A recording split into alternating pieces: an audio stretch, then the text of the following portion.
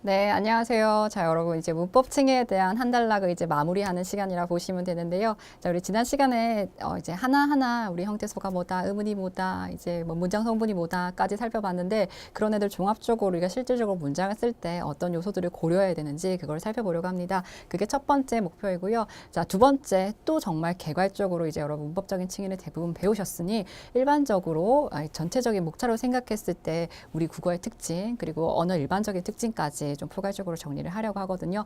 그래서 모든 종합 세트의 시간이라고 생각하시면 되겠습니다. 자, 그럼 우리 책으로 넘어가서 111쪽 보도록 하겠습니다. 자, 111쪽에 바로 우리 책의 편집 체제로는 이제 소가로 4번 문장에 종결 표현이라고 먼저 나와 있죠. 자, 종결 표현인데 사실 자, 여기 위에다가 저는 제목을 좀 잡고 싶어요. 문법 요소라고 문장을 쓸 때 실현되는 여러 가지 요소들을 종합적으로 살펴본다라고 하면 되는데 그 중에서 네, 저 번호 바꿀게요. 제가 수업하는 부분에 대해서는 자, 1번이다 라고 생각하시면서 보시면 되겠습니다. 자, 종결 표현은 우리가 용언의 활용 부분에서 어말, 어미 자리에서 주로 그쵸. 종결 표현 어말, 어미 자리에서 문장이 어떻게 끝나느냐. 자, 종결 어미에 의해서 실현된다라고 보시면 되는데 5가지예요. 자, 그래서 그때 대략적으로 했습니다. 동그라미 1번부터 5번까지를 좀 묶어주시면 되겠죠. 자, 평서문을 이제 말하니가 자신이 하고 싶은 말을 평범하게, 단순하게 진술한다. 뭐 이 정도에 줄거주시면 되겠고요. 종결 어미 자리에 다, 니라요 이런 식으로 끝난다라고 보시면 되겠죠.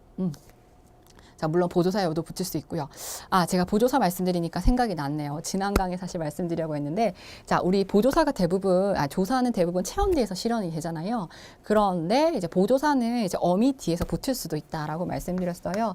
그래서 대표적으로 읽어 이렇게 끝낼 수 있는 문장에서 요 뒤에 붙어서 상대방을 높이는 이 부분, 보조사, 요거 꼭 기억해 주시자라고 말씀을 드렸고, 우리 책에서 많은도 보조사다라고 유형이 나온 게 있었는데, 제가 그때 예시를 다시 말씀드린다고 했었는데 그걸 지금 말씀드릴게요. 뭐뭐 하고 싶다라고 문장 끝났어요. 네, 하고 싶다, 많은 하고 다른 상황이 펼쳐질 때 이럴 때 보조사. 그리고 제가 설명하다 지웠던 거. 자, 학원만은 뭐 이런 거 있었는데요. 자, 이거 같은 경우에는 하다라고 끝나는 자리에 와야 하니까 이때는 어미라고 보시면 되겠고 얘는 쉽다 하고 어미 자리까지 다 나왔는데 덧붙는 요 녀석일 때 이제 보조사라고 보시면 되겠습니다. 자, 요건 참고인데 그래도 제가 좀 예를 더 말씀드린다고 해서 나온 김에 말씀을 드린 거고요. 보조사인지 어민지는 그걸 없앴을 때 문장이 끝날 수 있는지 어간 혼자만으로 실현될 수 있는가 그렇게 없는가 이걸로 구분하시면 되겠고요. 자, 지금 하고 있는 것은 종결 표현입니다. 평서문 실현되는 거 아시겠죠? 뭐 어미 암기하거나 이렇지는 않으셔도 되겠고요. 여러분 읽어가시면 됩니다. 자, 의문문 같은 경우에는 이제 질문을 대답을 요구한다 줄거주시고요. 의문문 안에 3가지가 있는 것은 좀 추가로 기억하시면 좋겠습니다. 먼저 판정 의문이에요. 자, 줄거주시면 의문사가 없어요. 누가 언제 어떻게 이런 의문사 있죠. 의문사 없이 단순히 맞냐 틀렸냐를 물어봐요. 너 집에 가니? 라고 하면 가, 안 가. 그래, 아니 이렇게 대답하면 되죠. 이럴 때 판정 의문이고요. 설명 의문은 자, 의문사 사용 줄거주세요. 어떻게 했어? 어떻게에 대한 설명 구구절절하게 대답을 해줘야겠죠. 그래서 단순하게 대답하는 게 아니에요. 언제 올래? 무슨? 언제? 무슨? 이런 부분에 대한 설명을 해줘야 되는 것을 설명 의문이고요. 수사용 의문은 말 그대로 문장에서 꾸밈입니다. 그냥 표현 방식을 강조하기 위해서 나온 의문이지 꼭 대답을 요구하는 의문이 아니라는 거죠. 그래서 반어, 명령, 감탄 효과를 강조하기 위한 수사적인 의문이에요. 말 그대로. 내가 너에게 그 정도는 못하겠니? 이렇게 대답할 필요는 없어요. 자, 그녀가 와준다 얼마나 좋을까? 와주면 좋겠는데 뭐 이런 의미가 되는 거죠. 그래서 의문문에도 3가지 유형이 있다는 거 봐주시고요. 자, 명령문 보겠습니다. 듣는 이에게 행동을 지시하고 요구한다. 체크하시면 되겠죠. 자, 명령 어미의 주로 어라 아라가 보편적이라는 거 읽어라 주십시오 하고 상대방을 높이면서 명령할 때 이렇게 표현할 수도 있겠습니다. 자, 청유형 같은 경우에는 듣는 이와 말하니가 함께 하자고 제안을 해요. 그래서 우리 같이 읽자, 먹으러 가자, 나랑 포함된 거죠. 근데 예를 들어서 이럴 수도 있어요. 이것도 문장의 상황에 따라서 보셔야 되는데 표면적으로는 청유형이지만 이면적 의미는 청유형이 아닐 수 있어요.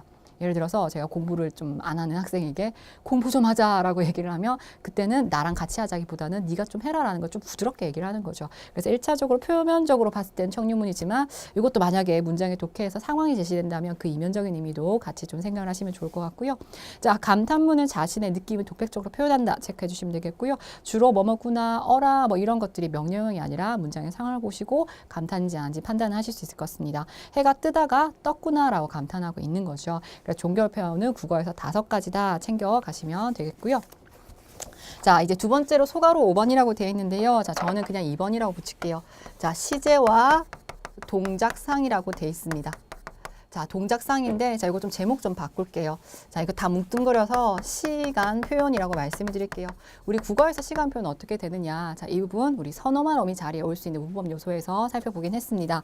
먼저 시제가 있고요. 자, 동작상이 있습니다. 시제는 이제 조금 표면적으로 드러나는 이제 대화 양상 중에서 말하는 시점과 사건이 일어난 시점을 두 가지 기준으로 해서 얘기를 하는 겁니다. 그래서 발화시, 사건시라고 되어 있는 거. 말하는 시점은 발화시라고 하고요. 그 내용이 일어난 시간을 이제 사건시 라고 하는데 체크를 해주시고요. 자, 이 시제가 바로 우리 과거, 현재, 미래라고 얘기하는 그 부분이에요. 그래서 과거 시제에서 체크하시면 지금 말하는 발화 시점보다 그 먼저 사건 시가 먼저 일어난 거죠. 거기에 체크해 주시고 주로 선어말 어미 자리에 이런 거 들어가고 이제 어제, 옛날 이런 말들이 같이 시연이 된다는 거죠. 또 더던 이런 어미, 관형사 어미, 뭐 니은, 은 이런 것도 들어가서 예를 들어서 내가 그거 먹은 빵이야 라고 얘기를 하면 관형사형 어미인데 시제도 과거다 이런 거 생각할 수 있겠죠. 이런 식으로 실현이 된다는 건데 예문을 한번 볼게요. 자, 우리는 어제 체크할 거고요. 보다에서 하고 선어말 어미 자리 들어가 있죠. 자, 그의 겨울은 이게 좀 진한 의미가 문맥적으로 다 나와 있는 거고요. 너무도 추웠었어. 엇이 들어갔습니다. 이거는 어쨌든 과거라는 거죠. 자, 어제 체크할 거고요. 어제 영희는 학원에서 공부하더라. 자, 하였다 말고 하였다로 실현할 수도 있겠지만 더를 넣기도 하고요. 자, 내가 먹은, 자, 제가 빵이라고 했는데 여기서 먹은 우유 나왔죠. 은에다가 체크하시면 되겠습니다. 자, 그리고 현재 시제는 어떻게 실현될 수 있느냐. 지금 말한 시점과 사건이 거의 동일한 지점에서 일어날 때 현재라고 하면 되겠죠. 선어나 이 자리에 엇이 아니라 는이나 은, 니은 이런 것들을 붙인다. 그리고 지금 이런 말을 동원해서 쓴다는 거. 예문을 보니까 지금에 체크할 거고요. 먹다에서 먹는다. 자고 는 들어가 있죠. 동사니까. 자, 그리고 두 번째 문장 주의해 주시면 그는 선생님이다 해서 이다에 체크해 주실게요. 서술격 조사는 아무것도 없고 그냥 기본 형태 자체로 현재라고 생각하시면 돼요. 그는 참 착한 지영이 착한 지영 이렇게 꾸며주고 있는데요. 자, 이 니은이 자, 이건 과거였죠. 이 니은이 사실 관형사의 어미로 형용사를 관형사의 어미가 붙어서 뒤에 명사를 꾸밀 수 있게 하는데 시제로 보면 현재라는 거 생각을 할 수 있습니다. 그래서 이제 뭐 니은 나왔다, 은 나왔다, 는 나왔다 이게 막 절대적으로 막 이렇게 현재다, 과거다 이렇게 구분짓지 마시고요. 문장의 상황을 좀 보셔야겠고요. 자, 그다음에 디귿을 볼게요. 미래 시제 나왔는데요. 지금 이제 말한 시점보다 사건이 나중에 일어난 시제입니다. 그래서 선어말 어미 자리에 계시다, 뭐뭐 할 것, 뭐 의리, 뭐 이런 형태가 나타나는 거죠. 내일 이런 말과 같이 쓰기도 하고요. 자, 예를 보니까 그 일은 제가 하다가 하겠습니다 하고 get에 체크하시면 되겠고요. 그녀는 모레라는 시간적 표현 썼고요. 올 거야, 리을 거야죠. 자, 올 거야 우리 한번 봐주시면 오다에서 리을 들어가서 뒤에 것이라는 의존명사를 꾸며요. 자, 것이야 뭐 이렇게 볼 수 있겠는데 자, 우리 책에서는 거야라고 돼 있죠. 것이야를 줄여서 거야라고 구어적인 표현, 문어적인 표현 이렇게 문장에 쓰는 말투, 우리가 실제로 말로 할 때 쓰는 말투 보시면 돼요. 거야를 보시고 것이 포함된 형태구나 생각할 거예요. 그래서 관형사의 어미가 미래적인 표현이 들어가서 뒤에 의조명사를 꾸미고 있다. 자, 이거 보시면 되겠고요. 자, 그 다음에 연하는 반드시 우승을 해내다가 해낼 컷하고 리을 컷하고 이렇게 리을 여기다 체크를 하시면 되겠죠. 자, 시제는 이렇게 읽어가시면 되겠고요. 동작상 이것도 암기는 아니지만 꼼꼼하게 개념 자체는 이해하시면 좋겠습니다. 자, 시제가 어떤 시간을 점으로 발화시, 사건시 이런 지점으로 표현을 했다면 상은 하고 그 뒤에 줄 그어 주실게요. 시간의 흐름 속에서 진행되고 있는지, 자, 뒤에 가서요. 완료되고 있는지 그 내용 안에서 내적 양상을 살펴본다라고 얘기했죠. 주로 자, 가로 열고 가로 보면요. 보조 용언을 통해서 본용언 보조용언 관계를 통해서 실현이 된다라고 돼 있어요. 주로는. 자, 그래서 동작상이 진행과 완료 두 가지가 있어요. 자, 진행상을 보니까 말 그대로 동작이 진행되고 있다. 자, 네모 테두리 두를게요. 보조용언, 자, 뒤에 본용언 뒤에 어미를 고를 넣고요. 보조용언 있다. 뭐뭐고 있다. 뭐뭐 가다. 그 다음에 연결어미만 쓰려면 뭐뭐 으면서 이런 말들 넣어서 진행인 걸 알 수 있는 거. 자, 제가 네모 테두리를 두르긴 했지만 읽어보시면 좀 구분되실 거예요. 나는 책을 읽다라고 할 수도 있겠는데 읽고 있다, 고 있다 하니까 지금 정말 보고 있다라는 진행인 거 나타낼 수 있겠죠. 나는 미소를 지었다. 라고 할 수 있는데 지으면서 달려갔다. 뭐뭐 으면서 달려갔다. 으면서 넣어서 지금 진행된 거 아시겠죠. 물론 이제 갔다라고 절대적으로 시제를 얘기하면 과거 과거를 시간 표현으로 또 얘기를 할 수 있겠지만 발화 시기점으로는요. 근데 이게 완료인가 진행인가라고 하면 과거 중에서도 진행이다 이렇게 볼 수 있는 거죠. 자, 완료상 넘어가겠습니다. 완료상은 동작이 이미 완결됐다라고 했는데 이번엔 보조용언이 고 있다가 아니라 아오 있다 이런 연결 어미를 사용한다라고 돼 있고요. 연결 어미는 뭐뭐 고서라고 돼 있어요. 자, 예문 한번 볼게요. 나는 커피를 마시다라고 할 수도 있겠는데 마시어가 셔가 됐죠. 마시어 버렸다. 이거 뭐 갖다 버린 게 아니라 완료라는 거. 자, 우리 지난 시간에 본용어, 보조용어 관계 뭐 이거 구분하는 문제도 풀었는데 여기서 연장선상의 개념입니다. 자, 나는 공부를 마치고서 뭐뭐 고서 체크해 주시고요. 마치고서 완료고요. 출발했다 이렇게 볼 수 있겠죠. 자, 지연이는 지금 의자에 앉아 있다 할 때 아 있다 줄거 주세요. 고 있다는 진행이었고 아 있다는 완료라고 되어 있는데 이것 좀 구분할게요. 앉아 있다를 좀 많이들 질문을 하시는데 앉아 있다는 게 그럼 지금 진행 아니에요. 앉아 있는 자세를 유지하고 있으니까 그 진행이 아니라 앉다라는 단어만 생각해 주시면 앉다라는 동작은 자, 위에 서 있어요. 서 있어요. 이렇게 내려가는 그 자세가 앉다예요. 예, 그러니까 이런 이렇게 내려가는 그 자세는 완료했다는 거죠. 예, 그런 의미의 완료라고 보시면 되겠습니다. 자, 이렇게 해서 시간 표현을 크게 이제 우리 시제와 동작상으로 나눠서 시제 3가지, 동작상의 2가지 개념을 잡아보시면 되겠고요. 자, 페이지 계속해서 113쪽을 넘어가시면 자, 문장에서 자, 소가로 6번이라고 돼 있어요. 근데 저는 이제 부정 표현 우리 국어에서 긍정의 표현, 부정의 표현할 때 그 부정 표현이에요. 자, 크게 이제 3가지가 있다고 볼 수 있는데, 자, 일단 2가지 먼저를 보시면, 자, 안부정문과 못부정문이 있습니다. 동그라미 1번에 안부정문 일단 체크를 하시면 줄 그을게요. 주어의, 주체의 의지, 내가 하기 싫어서 안 할 때 안을 써요. 예, 아니의 줄임말이 아니거든요. 근데 능력이나 외부 상황 때문에 못하는 것을 이제 못한다라고 얘기를 하죠. 못부정문이라고 얘기해요. 예문 보면 쉽습니다. 나는 숙제를 했다의 부정이 안 했다 띄어쓰기 했고요. 자, 안 했다라고 하면 짧은 형태로 자, 안 했다 체크해 주시고요. 근데 이걸 조금 긴 형태로 의지를 부정하면 뭐뭐 하지 않았다, 지 않았다 이렇게 풀어줬습니다. 자, 못 부정문도 보니까 숙제를 못했다라고 못하다 이렇게 붙여 써줬죠. 하지 못했다라고 또 길게 형태도 쓸 수 있어요. 자, 제가 3가지가 있다고 했는데 그거는 이제 말다를 가지고 와서 명령일 때 하지 마. 말하라 뭐 이런 식으로 얘기할 수 있는 부분인데요. 이제 그때 이거는 이제 표준어 가서 조금 더 한 번 더 설명해 보도록 할게요. 어쨌든 명령의 부정일 때는 말다를 이제 기본 형태로 가지고 온다라고 보시면 되겠습니다. 자, 여기까지가 우리 교재에 나와 있는 문법 요소인데요. 자, 또 중요한 게 이제 우리 문제를 통해서 정리하면서 그 개념을 아시면 좋겠는데 이 부분은 이제 교재 개념에 빠지긴 했지만 문제에 나와 있고요. 그리고 한글 맞춤법에서 굉장히 또 중요하게 나오는 부분이라서 이제 내용이 서로 다 연결이 돼요. 네, 그래서 이제 강조한 지점이 달랐다는 거 생각하시면 되겠고요. 자, 우리 일단 페이지는 118쪽 펴도록 하겠습니다. 자, 118쪽을 펴서 문법 요소 또 중요하게 생각을 해야 될 부분이 네, 제가 문제를 펴야겠네요. 자, 9번입니다. 자, 118쪽 9번이고요. 자, 방금까지 문법 요소도 안 중요한 건 아니었으나 자, 이 부분 집중해서 좀 봐주시면 좋겠고요. 한글 맞춤법에서 또 나온다고 말씀을 드렸죠. 자, 물론 지금 하고 있는 문법 요소들 모든 개념 자체가 한글 맞춤법의 설명에 다 나오긴 해요. 근데 문제 자체로 이렇게 독립적으로 나오기 때문에 중요하다고 별 달고 시작을 할 거고요. 자, 그럼 어떤 부분이냐면요. 사동과 피동 표현이에요. 사동과 피동 표현. 자, 요것이 좀 빠졌는데요.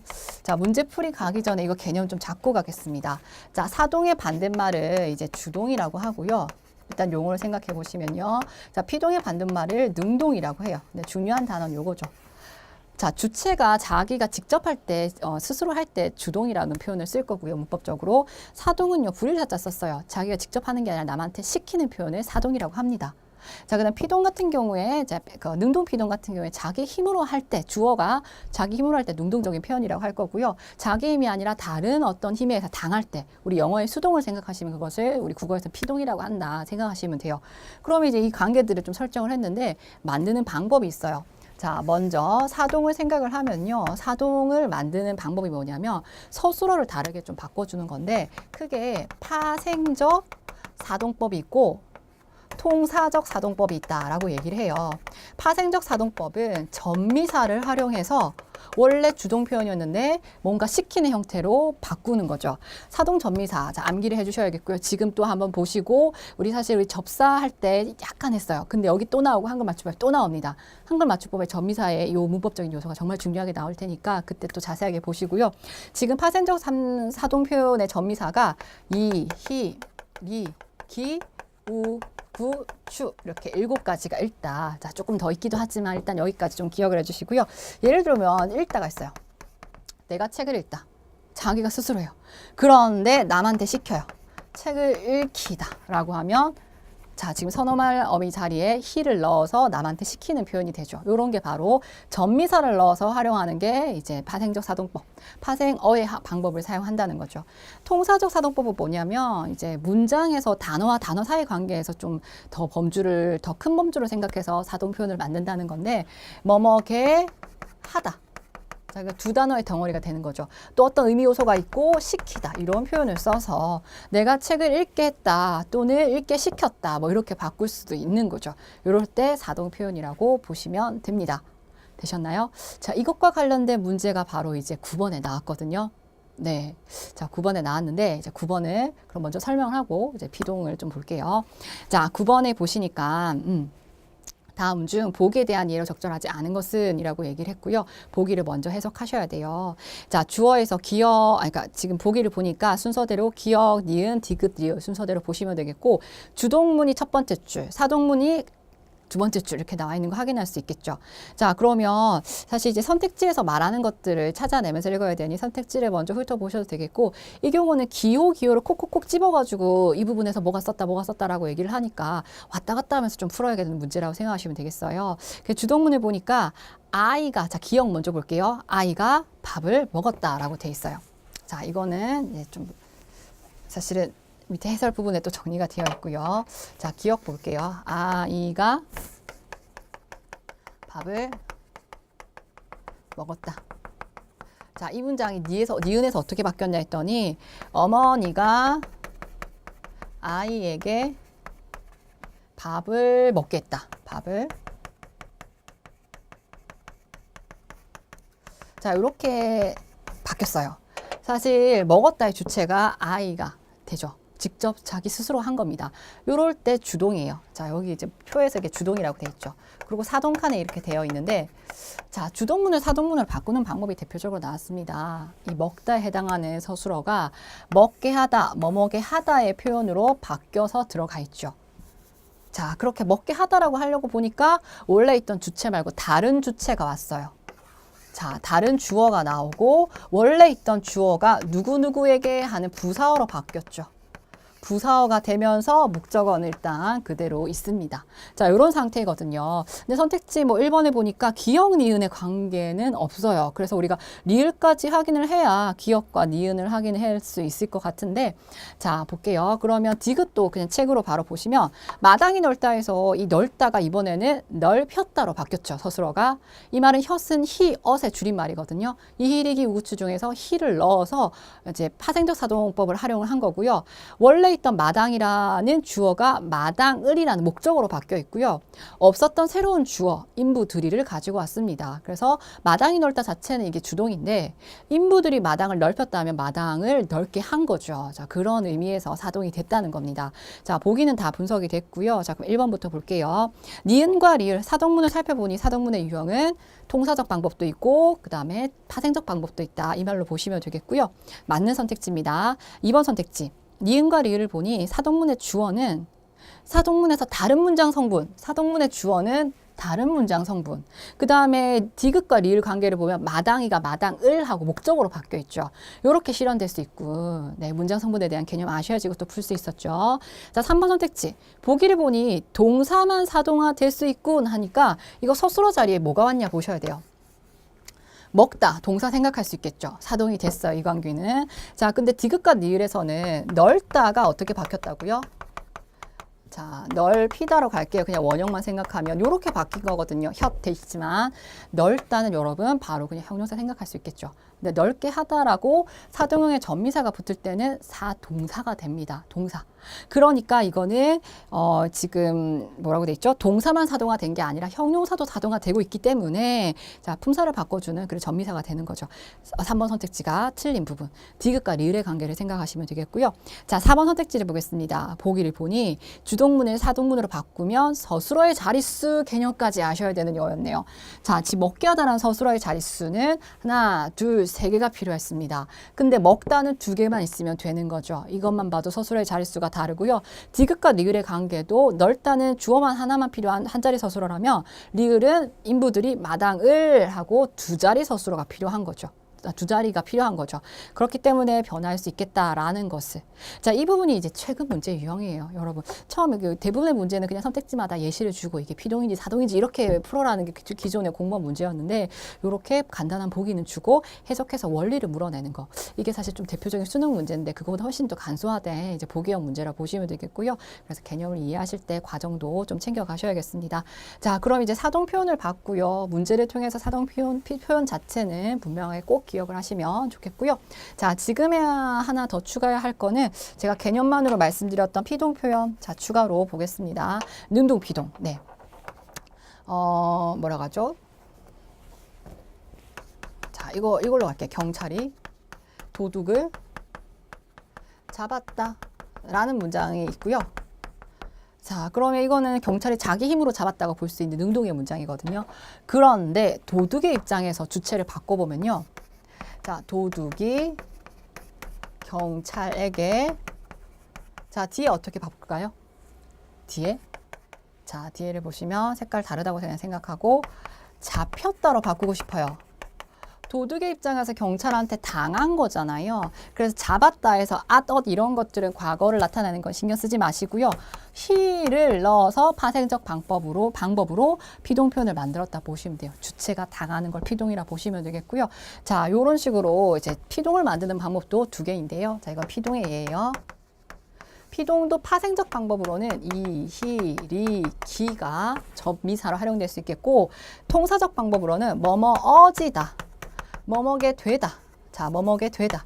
이런 말들을 사용해서 피동 표현을 만들 수가 있습니다. 그러면 이제 이게 파생적 방법으로는 이히리기 접사가 사동이랑 겹쳤는데 어떻게 해야 되냐. 근데 이제 사동사 같은 경우에 대부분 목적어를 필요로 하고요. 문장의 문맥을 보면 피동은 이 문장처럼 목적어가 안 나와요. 그걸로 구분하셔도 되는데 문장의 의미에 따라서 주체가 당하는 건지 시키고 있는 건지 그런 의미적인 요소로 보셔도 돼요. 그래서 시키다라는 말을 한번 넣어본다거나 사동인지 아닌지 생각할 때요. 그렇게 보시면 되는데 여기서 조금 더 나아간다고 생각을 하면 여러분 뭐죠? 여기 조금 더 나아간다고 생각하면 이 문법 요소가 중요한 게 이 문법 요소가 어떤 게 실현됐는지가 1차적인 문제이기도 하지만 우리가 바른 문장 쓰기, 어법 부분에 넘어가면 이런 문법적인 요소가 잘못 쓰인 오류들이 있어요. 이 오류들을 바로 잡는 것까지가 우리가 해야 될 목표입니다. 자, 그 부분은 이제 한글 맞춘 것까지 전부 다 공부를 하고 나서 우리가 좀 정리를 하도록 할 텐데요. 자, 여기다 플러스 문법 요소라고 하면 또 단독적으로 중요한 게 높임 표현인데 이번 강의에서는 이제 뒤에 말하기 합법 부분에서 그게 종합적으로 다뤄져 있으니 또 다른 부분에서 자세하게 한다라고 보시면 되겠습니다. 자, 그럼 여기까지가 이제 문법 요소와 관련된 부분이고요. 자, 오늘은 그래서 이제 문장 전체에 대한 문법 요소 전체적으로 정리를 했고, 자, 좀 더 개괄적으로 국어 문법 전체에 대한 문법 요소가 아니라 문법의 내용을 살펴보도록 할 텐데요. 우리 책의 출제 순위는 좀 뒤에 가 있어요. 뒤에 가 있는데 이 부분 여러분이 좀 읽어보셔도 되는데 그래도 좀 굵직하게 정리하실 부분들이 있기 때문에 저랑 같이 한번 살펴보려고 합니다. 자, 페이지는 이제 좀 더 뒤로 넘어가서요. 일단 150이 아니죠. 577쪽 펼쳐주시면 되겠습니다. 자, 577쪽이고요. 펼쳐보니까 출제 순위는 27위로 언어의 특성이라고 되어 있죠. 자, 제가 아까 문제 풀이하다 별이 하나 떨어진 것 같은데요. 이 부분은 이제 지금 577쪽에 있는 건 별 2개 계속 달고 갈게요. 자, 언어의 기본적인 특징 안에 우리 포함된 우리 국어의 특징이 이제 577쪽에 나와 있는데 우리가 문법적인 요소 전체를 배웠으니 우리 국어의 특징 정도는 머릿속에 딱 들어가 있어야 됩니다. 그래서 577쪽은 반드시 봐주시면 좋겠고요. 자, 국어의 특징이라고 생각하시면서 보면 돼요. 자, 국어의 특징. 자, 크게 3가지 특징으로 좀 살펴봤습니다. 근데 설명 하나 빠뜨렸네요.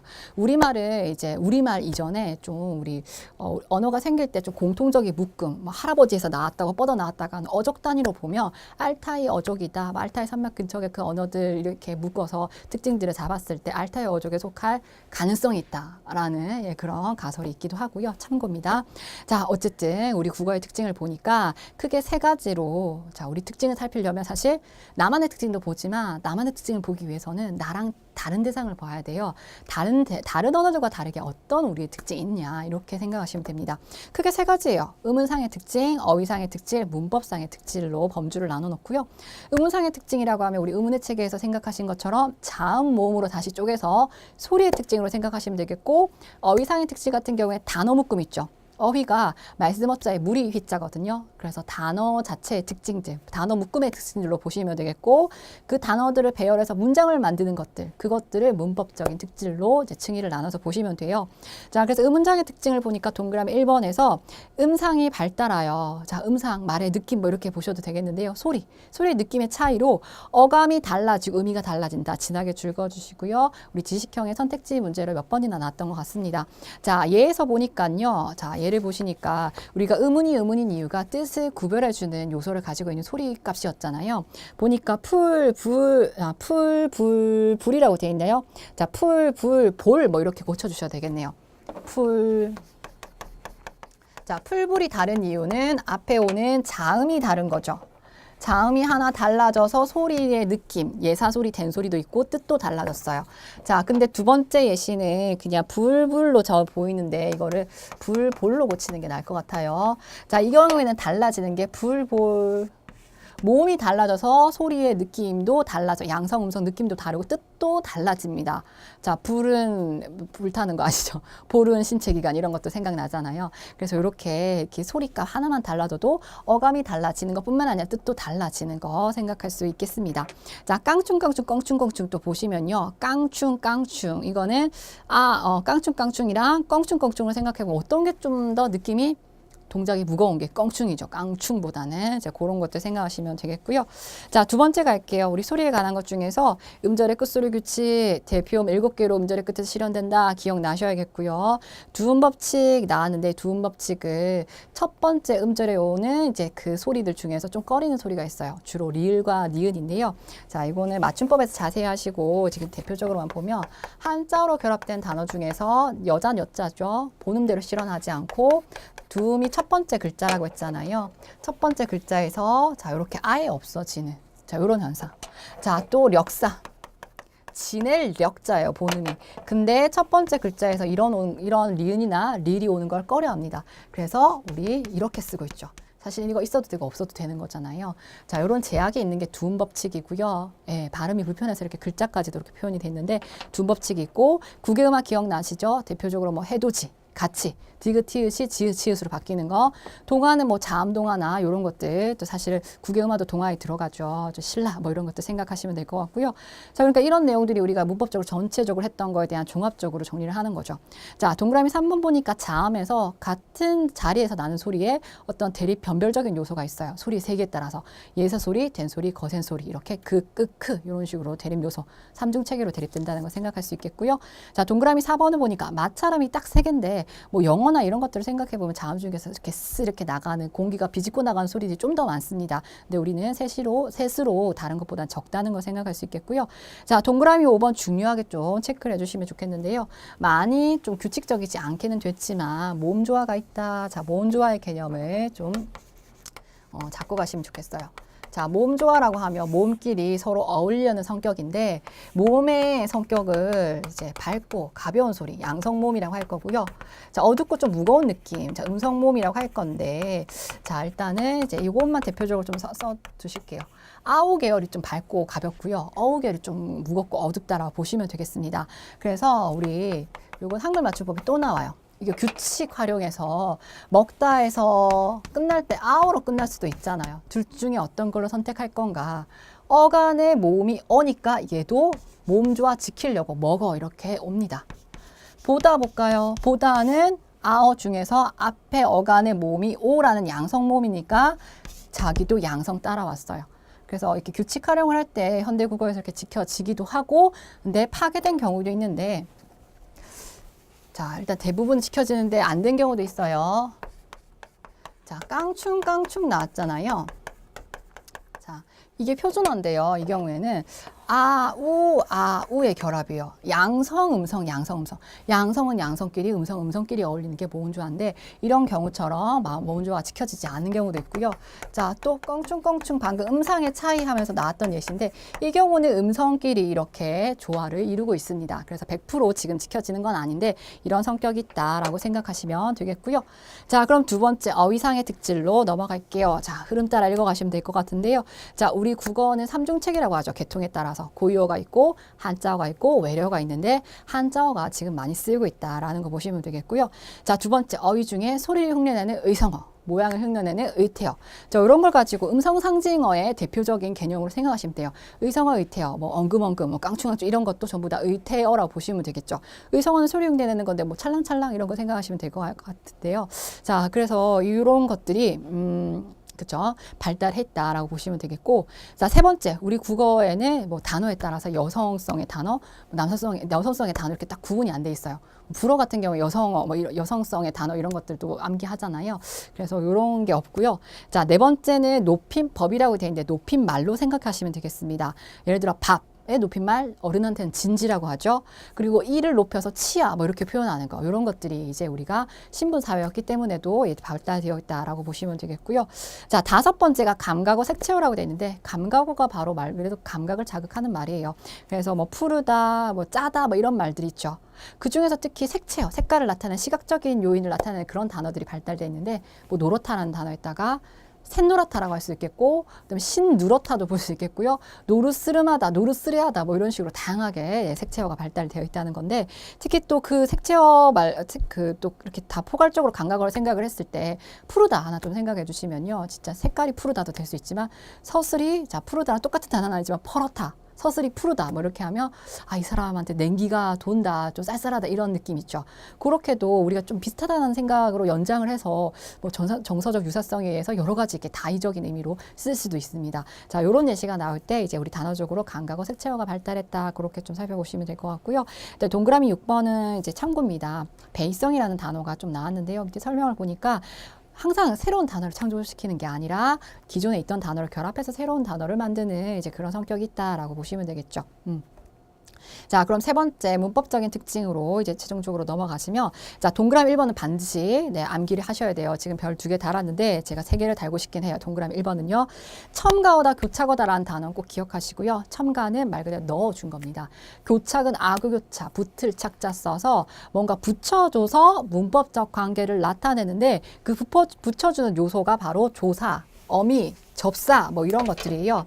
자, 그래서 나, 밥, 먹는다 이런 말들 중에서 자, 조사를 붙여서 단어를 연결을 하잖아요.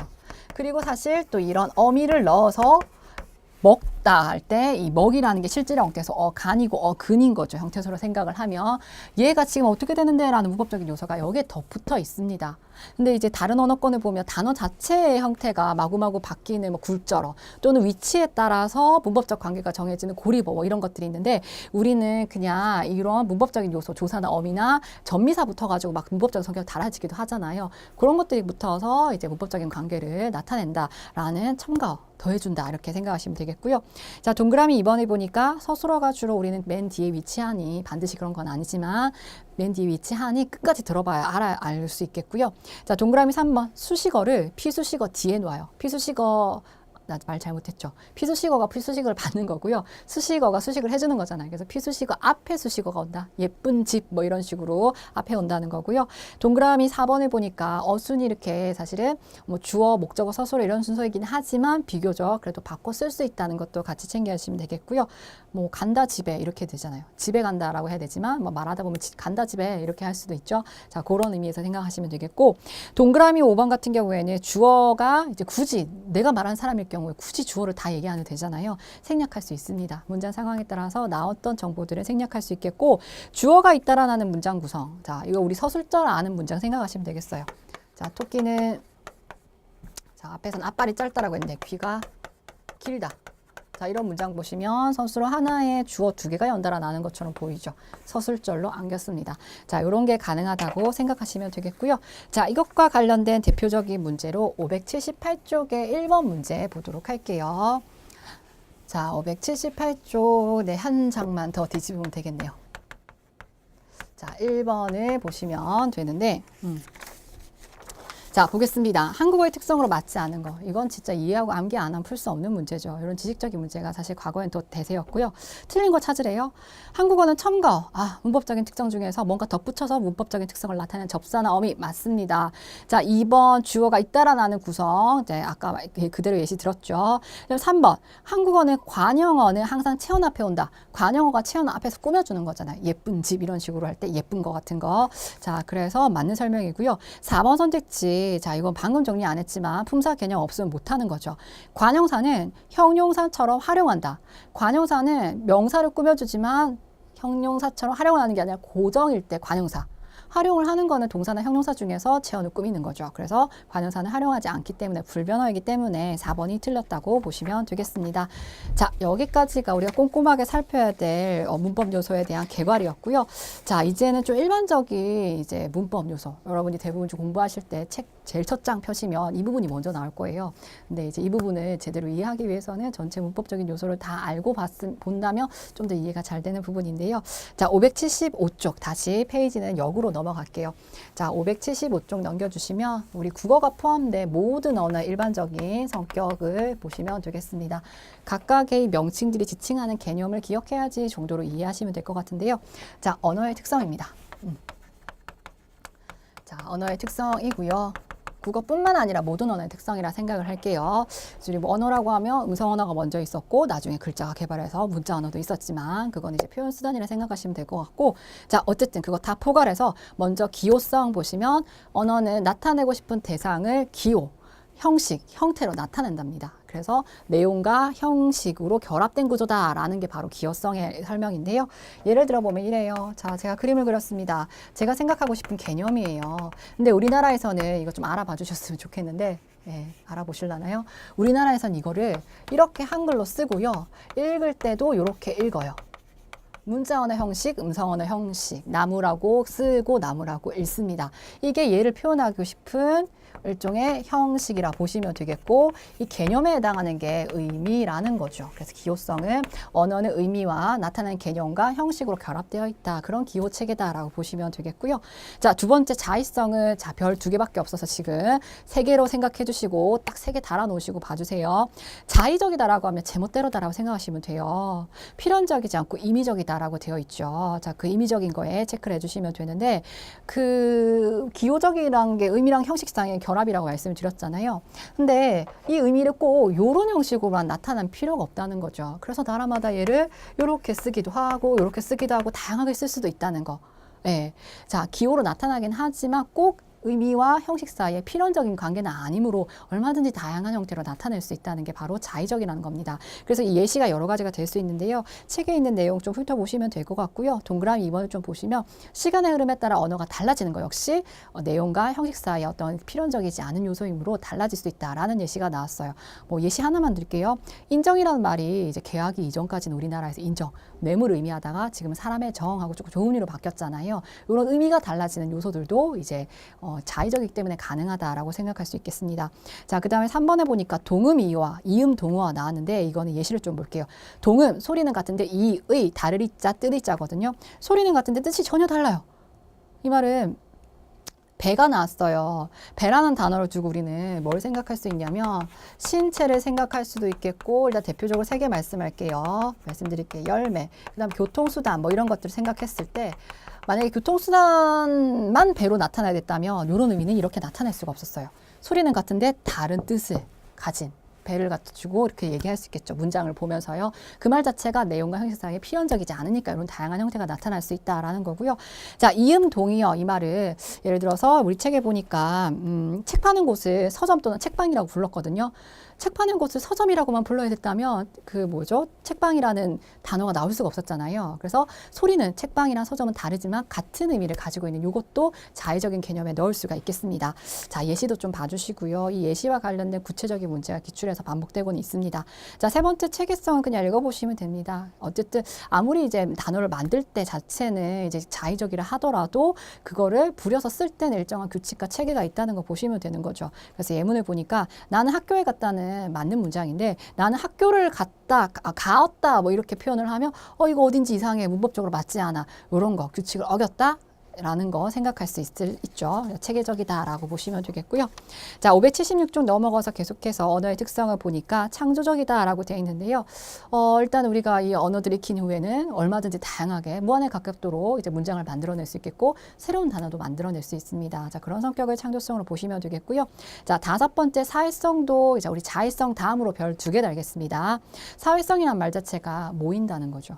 언어를 만들어내는 이유는 뭐냐면 나 혼자 사는 게 아니라 모여 살기 때문에 나의 마음을 전달하기 위한 그런 수단이에요. 그래서 모이다는 뜻을 가지는 사회성을 자 줄거주시면 자의적이고 기호적인 특징이 있는 이 언어는요. 어쨌든 한 사회에서 아무리 자의적이라 하더라도 우리는 나무는 나무로 쓰겠다. 우리나라에서 이렇게 정했으면 자기 혼자 이거 문화라고 쓰면 문화가 풀어 이런 식으로 표현을 하면 소통이 안 되는 거죠. 그래서 괜히 함부로 바꿀 수 없다라는 의미로 보시면 되겠고요. 자, 역사성은 좀 거꾸로 갑니다. 달라질 수 있다는 건데 자 역사성에도 별 3개 달겠습니다. 자의성만큼이나 중요한 사실 역사성의 개념이 자의성에 포함되기도 하는데요. 역사성은 역사가 왜 지내온 사건이라는 거잖아요. 그래서 시간의 흐름이 전제가 되어 있고 시간의 흐름이 지나면 언어가 있던 게 없어지기도 하고 있던 게 좀 달라지기도 하고 없던 게 생기기도 한다. 달라진다는 거죠. 달라진다는 자체가 꼭 그래야 될 만한 필요성이 없으니까 달라질 수 있기 때문에 자의성 안에 역사성의 개념이 포함되기도 하고 역사성만 따로 끌어내서 자세하게 살펴보면 언어는 생성, 변화, 소멸의 단계를 거친다라고 생각하시면 되겠습니다. 그래서 우리 책에 예시로 나와 있는 이 정도는 좀 암기하시면 좋겠는데요. 자, 역사성의 예시가 그냥 문자적으로 지식형의 문제로도 잘 나오거든요. 자, 짐승을 보니까 옛날에는 그냥 무생물을 의미하는 거였다 보시면 되겠어요. 자, 근데 지금은 의미를 좀 축소를 해서 무생물 다 포함하는. 자, 근데 지금은 또 축소됐다고 보시면 되겠고요. 놈이란 계집은 또 옛날에 일반적으로 남자 여자를 일컫는 말이었다면 좀 비하의 의미로 축소가 된 거죠. 그다음에 의미 확대용을 보니까 다리는 원래 이제 사람 생물의 다리였는데 지금은 뭐 책상 다리 이렇게 무생물의 다리도 확장시켜서 쓰고 있고요. 영광 같은 경우 좀 생각해 보면 벼슬 자리에 있는 뭐 지긋한 어르신이었는데 지금은 어떻게 쓰죠? 그러니까 일반적인 남자 어른을 이렇게 얘기하지도 하죠. 얼른 있으시고요. 그래서 이것도 의미가 확대됐다. 벼슬 자리가 아니라 일반적으로 이렇게 쓸 수 있으니까 자 의미의 이동 부분 아예 의미가 달라진 겁니다. 어리다라는 의미가 옛날에 어리석다였는데 지금은 나이가 적다이죠. 달라진 유형. 어여쁘다는 옛날에 이제 불쌍히 여기다 이런 말인데 지금은 예쁘다 이렇게 쓰고 있죠. 씩씩하다. 장엄하다 뭐 이런 의미였는데 지금은 말 그대로 튼튼해보다 씩씩하다 이런 의미로 보시면 되겠습니다. 그래서 여기서 기억할 게 축소 유형, 확대 유형, 이동 유형에서 물론 다 보시면 좋겠는데 하나씩만 예시만 좀 기억을 해도 좋겠습니다. 자, 그 다음에 제가 그 의미 축성에서 짐승을요, 이제 중생 그런 좀 포괄적인 의미인데 지금 동물의 의미로 이렇게 좀 줄여뒀다. 그렇게 말씀을 다시 드릴게요. 자, 그 다음에 7번, 8번 추상성 묶어주시고요. 이거 방향이 반대고 이거는 별 그냥 1개, 2개 정도 생각하면 되겠는데요. 기출에는 나왔죠. 분절은 쪼갠다는 겁니다. 사실 우리가 언어로 나타나는 모든 대상들은 사실 물리적으로 이렇게 다 연결되는 부분인데 우리가 언어를 이렇게 끊어주는 개념이 있다는 거거든요. 예를 보면요. 우리 사계절로 봄에서 여름 넘어가는 거, 여름에서 가을 넘어가는 그 구체적인 시점이 언제야 싶잖아요. 근데 우리는 이렇게 말로 봄, 여름, 가을, 겨울로 끊어놨고 그다음에 하루도 아침, 점심, 저녁 그 정확한 시점이 언제인지 모르겠는데 우리가 끊어서 지칭을 하니까 좀 인식하기가 편하게 됐습니다. 또는 문법적으로도 의문이 뭐라고 하죠? 문장 안에 문장 성분이 있고 또 그보다 더 작은 단위가 단어가 있고 형태소가 있고 이렇게 층위로 쪼갤 수 있다는 거. 쪼개어 가면 분절성이 있다라고 보시면 되겠고요. 추상성은 이제 방향이 반대인데 굉장히 흩어진 다양한 대상들의 공통적인 속성을 잡아서 묶어가는 거죠. 상위 개념으로 묶어간다 보시면 돼요. 그래서 여기 예시를 보니까 독수리, 앵무새, 기러기, 비둘기, 참새 이런 애도 묶어서 우리 한 단어로 뭐라고 하죠? 새라고 하죠. 네, 이렇게 묶어줘야 우리가 또 이해하는 층위, 쪼개줘야 또 구체적인 층위를 나눌 수 있는 역할을 할 수 있겠죠. 자, 그래서 여기까지 이제 8가지로 언어의 기본적인 특성을 살폈다고 생각하면 되는데요. 자, 우리 문제를 보시면 578쪽 보겠습니다. 자, 578쪽에 이제 2번 문제 이어서 보도록 할 건데, 제가 자의성에 이제 별표 3개 달았잖아요. 자의성과 관련된 문제입니다. 네, 죄송해요. 이거 여러분 독해하고 자의성인 줄 알아야 되는데 제가 먼저 말을 해버렸네요. 자, 짧은 독해랑 같이 연결되는 문제로 보시면 되겠고요. 자, 발문을 볼게요. 다음 글이 설명하는 언어의 성격, 이 말은 특성, 이런 말로 해석하시면 되거든요. 가장 약하게 반영된 거. 자, 여러분 발문 보시고요. 짧은 독해든 독해는 자, 독해는 한 요 정도 지문을 일반적으로 나와요. 발문 보시고 선택지를 훑어서 위에 지문이 뭘까 이렇게 힌트를 잡아가시면 좋은데 여기 발문은 언어의 성격이 가장 약하게 반영된 것이라고 하니까 선택지가 지문과 관련된 상황, 다른 예시가 나올 수 있었겠다는 거죠. 그렇기 때문에 선택지를 먼저 보기보다는 지문을 먼저 보는 게 좋겠습니다. 자, 지문을 보니까요. 첫 번째 줄에 자, 정지해놓고 여러분 읽으셔도 돼요. 자의적이라는 게 딱 나왔어요. 자, 여러분 잠깐 읽으시고요. 제가 좀 건너뛰면서 지금 볼게요. 읽으셨죠? 자, 자의적인데 그걸 뒷받침한 예시가 나오겠습니다. 자, 밤하늘에 하면서 나와요. 우리는 달이라고 하는데 달이라고 불러야 될 필요가 없다. 언어마다 달을 뭐 이렇게 영어에서 문이라고 하고 루너라고도 하기도 하고 홀드라고도 스키라고도 한다. 거기까지 끊어서 자의성이 하나이에요. 두 번째는 이제 꼭 이제 언어로 표현된 우리가 글자로 표현한 이런 거 말고 신호등의 규칙 체계를 꼭 그려야 될 필요가 있었냐라는 예시가 나오고요. 그 다음에 밑에서 한 세 번째 줄 보시면 청각각 장애인들의 수화에도 손짓으로 뜻을 전달하고 배들도 불빛으로 의사소통을 해야 되는데 꼭 그래야 될 필요가 없다라는 내용으로 자의성 말고는 나머지 예시가 안 나와요. 그래서 발문을 보니까 자의성이 가장 약하게 반영된 것은 이렇게 읽어주시면 됩니다. 1번 선택지부터 볼게요. 범과 호랑이라는, 자, 호랑이와 범이란 동의어가 존재한대요. 만약에 호랑이를 호랑이로만 불러야 됐다면 범이란 말이 있을 필요가 없잖아요. 자의적이니까 가능하다. 자의성의 성격이 들어가 있으므로 약한 게 아니고요. 두 번째 볼게요. 까닭이라는 중세어가 있었는데, 까닭을 뜻하는 중세어 전차가 있었는데, 이 전차가 후대에 와서 이런 형태. 자, 이렇게 돼 있죠. 차 할 때. 이런 형태 자체를 쓰지를 않아요. 없어졌다, 소멸했다. 자, 이거 역사성의 유형인데 이 역사성도 달라질 수 있는 이유가 필연적이지 않다라는 자의성의 범주에 들어갈 수 있습니다. 자, 3번 선택지. 한국 사람들은 숱하게 울음소리를 꽃기호라고 얘기를 해요. 자, 이거 의성어이거든요. 한국 사람 그런데 다른 나라 사람들은 어떠해? 라는 말은 없고 어쨌든 1차적으로 이렇게 나왔어요. 꽃기호라고 불러야 될 필요 없지. 뭐 그쵸. 자의적인 거 맞습니다. 자, 4번. 부추를 어떤 방언에서는 소리라고 얘기를 한대요. 부추라고만 해야 될 필요가 있었다면 소리라는 말이 없었겠죠. 마찬가지 1번과 4번 선택지가 같은 원리로 표준어와 방언, 여러 가지 단어가 존재할 수 있는 거, 이런 것들이 다 자의적인 예가 들어갈 수 있겠고요. 여기 선택지가 사실 전부 다 자의적인 예는 될 수 있는데 가장 약하게 반영된 거 골라라고 했잖아요. 자, 그런 점에서 생각을 해보면 3번 선택지입니다. 의성어 같은 경우, 의태어 같은 경우 그래도 우리가 들리는 대로 보이는 모양대로 기호했다가 형식했다가 꽃기호처럼 들리니까 꽃기호라고 이렇게 말을 하잖아요. 그래서 그 내용대로 반영 쓰려고 노력한 거라는 거죠.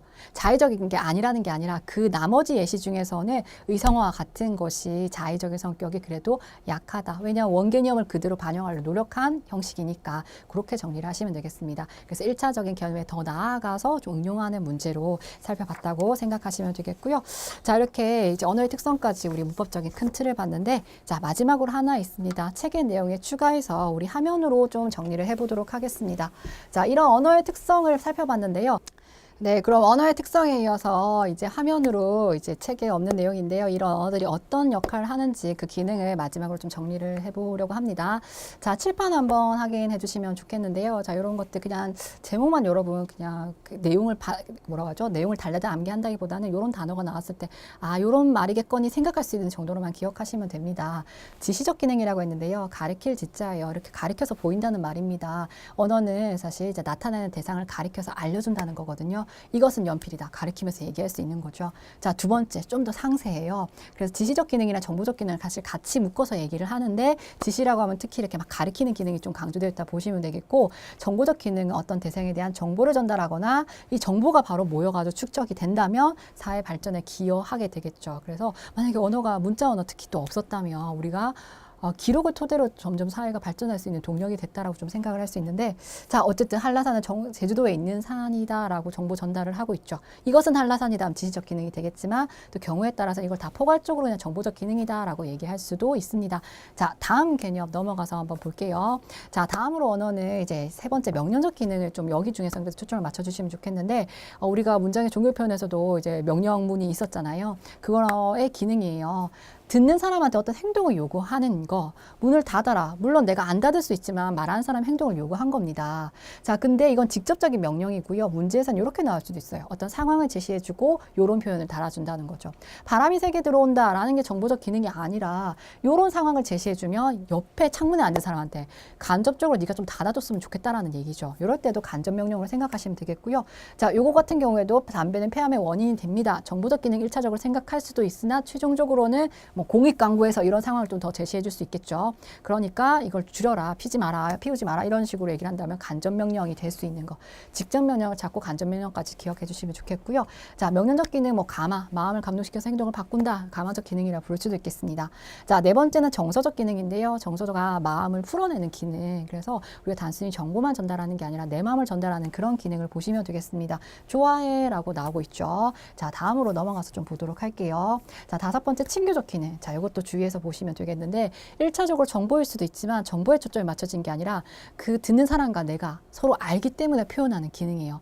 서로 안다는 걸 표현해서 관계를 원만하게 하기 위한 기능이라는 거죠. 안녕하세요. 너 잘 잤니? 뭐 이런 거. 날씨가 참 좋네요. 정보 전달이 아니라 그냥 하는 인사말입니다. 예, 그래서 그렇게 보시면 되겠고요. 자, 여섯 번째 심미적 기능, 미를 추구하는 기능, 미학적 기능으로 보시면 되는데 우리가 언어를 통해서 좀 아름다움을 추구하는 뭐 그런 우리의 욕구들을 표현할 수 있다는 거죠. 내 마음은 호수요, 마음을 호수에다가 빗대어가지고 자기 마음 상태 어떤지 이렇게 전달하는 사실 문학적 언어의 기능을 이제 다 심미적 기능 이렇게 보셔도 되겠습니다. 자, 다음으로 넘어갈게요. 자, 마지막인데요. 표출적 기능. 자, 요거 같은 경우는 하자가 말하는 사람이 별 의도 없어요. 자기가 그냥 무의식적인 본능에서 딱 튀어나오는 말. 깜짝 놀라서 아이고, 으악, 이런 것들 보시면 되겠고요. 관어적 기능 같은 경우에는 관계하다라는 의미거든요. 뭐가? 언어와 언어가 서로 관계하고 있습니다. 우리말로 꽃이라고 하는 건 영어로 플라워라고 할 수 있죠. 이렇게 서로 다른 말로 풀이할 수 있는 관계하고 있다라는 예시일 때 관어적 기능을 보시면 되겠습니다. 자, 그래서 이런 코드 뭐라고 하죠? 이런 소제목들이 그냥 단어만 봤을 때도 한 두어 번 읽어주시면 어떤 말인지 아실 것 같아요. 그래서 선택지에 나오면 이 개념들이 막 이건 꼼꼼하게 외워야 될 게 아니라 한 번, 두 번 읽어주는 정도로 기억을 하시면 될 것 같아요. 그래서 이번 시간에는 우리가 문법적인 요소들과 자, 그거에 이어서 통합적으로 우리 국어의 특징, 더 그 통합적으로 언어 본질적인 특징과 그 역할까지 이렇게 살펴봤다고 생각하시면 되겠고요. 자, 우리 다음 시간에는 이제 현대 문법을 다 정리를 한 부분인데, 조금 어려울 수도 있는 고전 문법의 중요한 내용을 좀 살펴보도록 하겠습니다. 자, 다음 시간에 뵙도록 하겠습니다.